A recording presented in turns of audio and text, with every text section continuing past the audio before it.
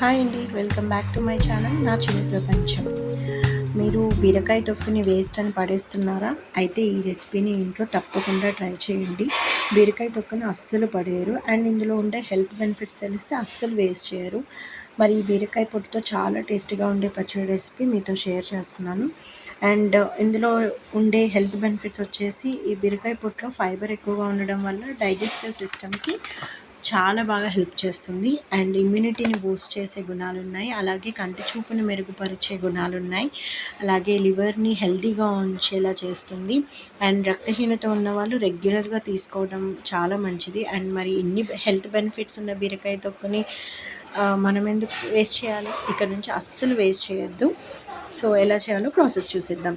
First అయితే ఒక కళాయి తీసుకొని ఒక 3 స్పూన్స్ వరకు ఆయిల్ వేసుకోవాలండి.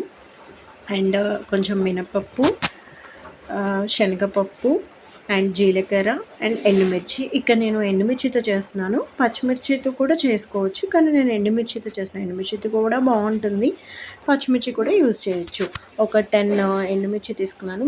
మీ కారంకి టేస్ట్కి సరిపడా తీసుకోండి. అండ్ ఇవి పక్కకు తీసుకోవాలి ఒక మిక్సీ జార్లో.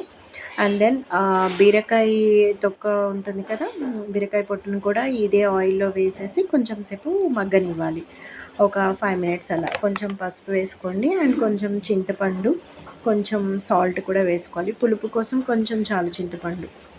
సో ఇలా బీరకాయ ముక్కలు మొత్తం బాగా కలిపేసుకొని ఒక మూత పెట్టేసి ఒక 5 మినిట్స్, ఒక 5 to 10 మినిట్స్ అలా మగ్గనివ్వాలి.